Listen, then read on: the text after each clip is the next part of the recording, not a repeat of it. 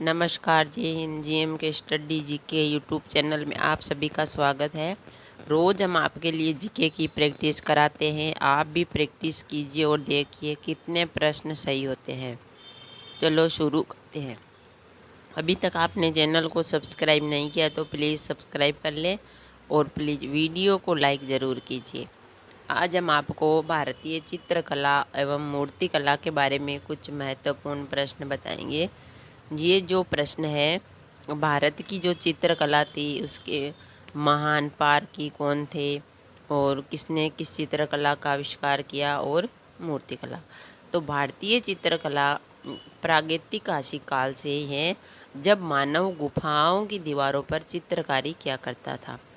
भीमबेटका की गुफाओं में की गई चित्रकारी 5500 ईस्वी पूर्व से भी ज़्यादा पुरानी है, जो 7वीं शताब्दी में अजंता और एलोरा गुफाओं की चित्रकारी भारतीय चित्रकारी का सबसे अच्छा उदाहरण है।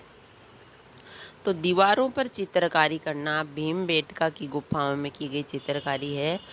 ये चित्रकारी भारतीय संस्कृति की भांति प्राचीन काल से लेकर आज तक एक विशेष प्रकार की एकता के दर्शन होते हैं। और जो प्राचीन में मध्यकाल के दौरान भारतीय चित्रकारी मुख्य रूप से धार्मिक भावना से प्रेरित थी। धार्मिक भावनाओं के चित्र बने हुए थे, जैसे देवी देवताओं के, और अच्छी अच्छी पेंटिंगें थी। तो भारतीय चित्रकारी तो थी वह आधुनिक काल तक आते आते काफ़ी हद तक लौकिक जीवन का निरूपण हो गई। अपने जो मनुष्य के जीवन में शुरू हो गई चित्र बनाने के लिए, उन्होंने उनको प्रेरित करना शुरू हुआ। भारतीय चित्रकारी लोक जीवन के विषय उठाकर उन्हें मूर्त कर दिया, यानी जिंदा चित्रकारी हो गई। भारतीय चित्रकारी को मोटे तौर पर भित्ति चित्र व लघु चित्र में विभाजित करते हैं। भित्ति चित्र गुफाओं की दीवारों पर की जाने वाली चित्रकारी को कहते हैं। और अजंता की गुफाएं एलोरा में कैलाशनाथ मंदिर का नाम लिया। दक्षिण भारत में बादामी और जो बहुत सुंदर गुफाएं हैं। तो चित्रकारी कागज़ या कपड़े पर छोटे स्तर में की जाती है, और फिर लघु चित्रकारी की शुरुआत का श्रेय जाता है। तो एलोरा की गुफा में अतिरिक्त जैन बौद्ध गुफाओं का भी है। और मुग़ल शैली में जब आई चित्रकारी, तो मुग़ल चित्रकला शैली भारतीय, फारसी और मुस्लिम मिश्रण का विशेष उदाहरण भी है। अकबर के शासनकाल में लघु चित्रकारी के क्षेत्र में भारत में एक नए युग का सूत्रपात हुआ, और उसके काल की एक उत्कृष्ट कृति है हमजानामा। हमजानामा है जो मुग़ल काल में अकबर के जो काल की चित्रकारी है। मुग़ल चित्रकला के नाट्य कौशल और गहरेपन के विख्यात है। जहांगीर खुद भी एक अच्छा चित्रकार था। जहांगीर था जो मुग़ल काल का, वो बहुत अच्छा चित्रकार था। उसने चित्रकारों की छवि चित्रों व दरबारी दृश्यों को बनाने के लिए प्रोत्साहित करता था। उस्ताद मंसूर अब्दुल हसन और बिशन दास उनके दरबार के सबसे अच्छे चित्रकार थे। और शाहजहाँ के काल में चित्रकारी के क्षेत्र में कोई ज़्यादा कार्य नहीं हुआ था, केवल जहांगीर के काल में ही हुआ था। और राजपूतों में भी चित्रकला मूर्तिकला का विकास हुआ था। राजपूत शैली में, मालवा शैली में, मेवाड़ में और बूंदी शैली में भी इसमें नारी सौंदर्य के चित्रणों का अधिक महत्व था। और कौटा शैली में भी जो ये शैलियाँ थी वह अच्छी चित्रकारी के लिए जानी जाती थी। तो हम चलते हैं प्रश्नों की ओर। तो आपका पहला प्रश्न है चित्रकला और मूर्तिकला के विशेष महत्वपूर्ण प्रश्न। तो फ्रेंड्स, वीडियो को एंड तक ज़रूर देखें।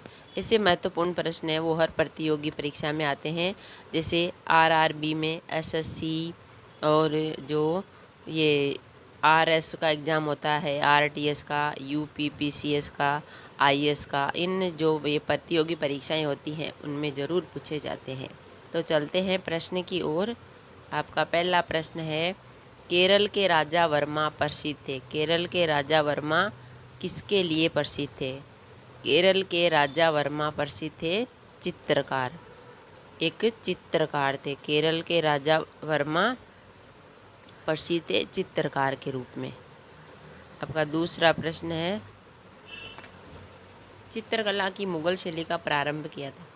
चित्रकला की मुगल शैली का प्रारंभ किया था? चित्रकला की मुगल शैली का प्रारंभ हुमायूं ने किया था। चित्रकला की मुगल शैली का प्रारंभ हुमायूं ने किया था। आपका तीसरा प्रश्न है, किस मुगल शासक को चित्रकला का महान पारखी कहा जाता था? किस मुगल शासक को चित्रकला का महान पारखी यानी सबसे अच्छा चित्रकारी के बारे में जानता था? वह कौन सा मुगल था? वह मुगल था जहांगीर। जहांगीर था जो चित्रकला का पारखी था, महान पारखी था। और जहांगीर के काल में भी अच्छी चित्रकारी चली थी। जब मुगलों का काल था तो जहांगीर का काल था, वह चित्रकला का काल था। तो जहांगीर मुगल शासक को चित्रकला का महान पारखी कहा जाता था, जहांगीर को। आपका चौथा प्रश्न है, मुगल शैली के विश्व प्रसिद्ध चित्र बैलगाड़ी का चित्रण किसने किया था? मुगल शैली का जो प्रसिद्ध चित्र था, विश्व प्रसिद्ध बैलगाड़ी का चित्रण किसने किया था? मुगल शैली का जो प्रसिद्ध चित्र था बैलगाड़ी, उसका चित्रण किया था अबुल हसन ने। अबुल हसन ने जो मुगल शैली का विश्व प्रसिद्ध चित्र था ये बैलगाड़ी, तो इसका चित्रण किया था अबुल हसन ने। चित्र ये बनाया था अबुल हसन ने। आपका पांचवा प्रश्न है, मुगल काल में मशहूर था एक महान। मुगल काल में मशहूर था, कौन था? एक महान कौन था? मुगल काल में एक मशहूर महान था चित्रकार। मुगल काल में एक मशहूर था महान, वो था चित्रकार। चित्रकार था मुगल काल में मशहूर। आपका छठा प्रश्न है, लोक चित्रकला की मधुबनी शैली भारत के किस राज्य में प्रचलित हो? लोक चित्रकला की मधुबनी शैली भारत के किस राज्य में प्रचलित है? लोक कला चित्रकला की मधुबनी शैली भारत के बिहार राज्य में। लोक चित्रकला की मधुबनी शैली भारत के बिहार राज्य में प्रचलित है।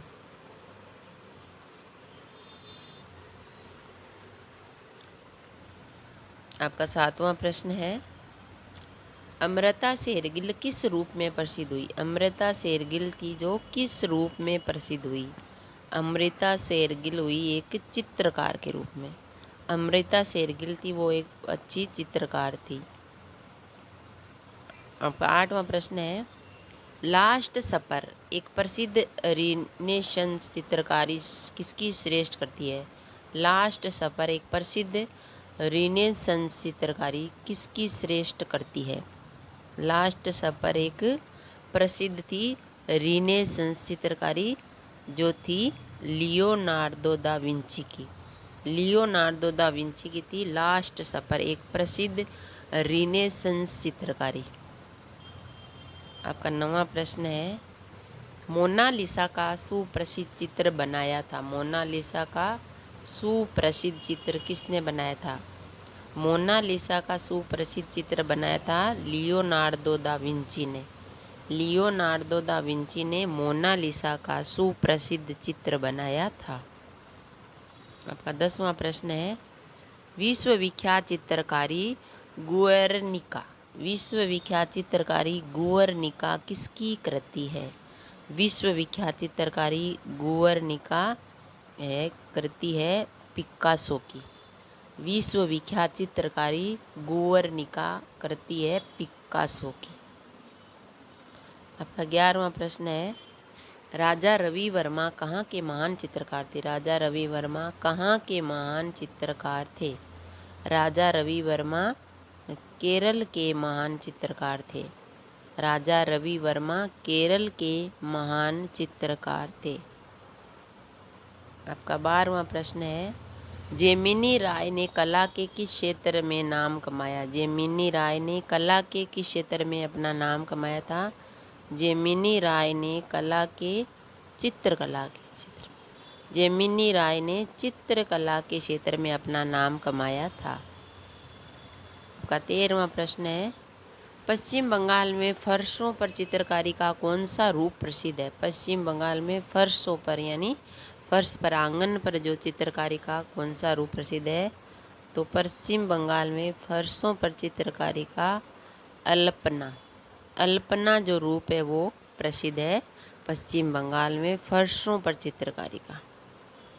आपका 14वां प्रश्न है, कौन सा मुगल शासक चित्रकारों का सबसे बड़ा संरक्षक था?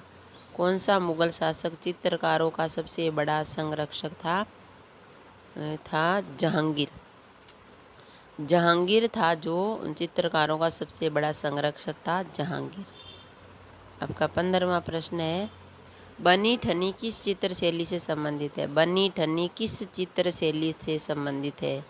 बनी ठनी जो पेंटिंग है, चित्रकारी है, वो किशनगढ़ शैली से संबंधित है। बनी ठनी किशनगढ़ शैली से चित्र शैली से संबंधित है। आपका 16वां प्रश्न है, प्रसिद्ध मीनाकारी थेवा कला का संबंध है। प्रसिद्ध मीनाकारी थेवा कला का संबंध किससे है? प्रसिद्ध मीनाकारी थेवा कला का संबंध है प्रतापगढ़ से। प्रसिद्ध मीनाकारी थेवा कला का संबंध है प्रतापगढ़ से। आपका 17वां प्रश्न है, शरण रानी को जिस क्षेत्र में ख्याति प्राप्त है वह। शरण रानी को जिस क्षेत्र में ख्याति प्राप्त है वह है। शरण रानी को चित्रकला के क्षेत्र में ख्याति प्राप्त है। शरण रानी को चित्रकला के क्षेत्र में ख्याति प्राप्त है। आपका 18वां प्रश्न है, सुप्रसिद्ध भारतीय चित्रकार कौन थे? सुप्रसिद्ध भारतीय चित्रकार कौन थे? सुप्रसिद्ध भारतीय चित्रकार थे एम.एस. हुसैन। एम.एस. हुसैन थे सुप्रसिद्ध भारतीय चित्रकार। आपका 19वां प्रश्न है, राजस्थानी विचारधारा की चित्रकला का आरंभिक मुख्य केंद्र था। राजस्थानी विचारधारा की चित्रकला का आरंभिक मुख्य केंद्र था। राजस्थानी विचारधारा की चित्रकला का आरंभिक मुख्य केंद्र था बूंदी। राजस्थानी विचारधारा की चित्रकला का आरंभिक मुख्य केंद्र था बूंदी। आपका 20वां प्रश्न है, राजस्थान की प्रसिद्ध ब्लू पोटरी की दस्तकारी का उद्भव कहाँ से हुआ? राजस्थान की प्रसिद्ध ब्लू पोटरी की दस्तकारी का उद्भव कहाँ से हुआ था? राजस्थान की प्रसिद्ध ब्लू पोटरी की दस्तकारी का उद्भव हुआ था पर्सिया से। पर्सिया से राजस्थान की प्रसिद्ध ब्लू पोटरी की दस्तकारी का उद्भव हुआ था पर्सिया से। आपका 21वां प्रश्न है, पिछवाई कलाकृतियों में बने चित्र उद्धृत किए गए हैं। पिछवाई कलाकृतियों में बने चित्र उद्धृत किए गए हैं। पिछवाई कलाकृतियों में बने चित्र उद्धृत किए गए हैं भगवान कृष्ण के जीवन से। भगवान कृष्ण के जीवन से जो पिछवाई कलाकृतियाँ बनी है, उनके चित्र उद्धृत हैं, वो भगवान कृष्ण के जीवन से है। आपका 22वां प्रश्न है, भारत माता नामक प्रसिद्ध पेंटिंग के चित्रकार कौन थे? भारत माता नामक प्रसिद्ध पेंटिंग के चित्रकार कौन थे?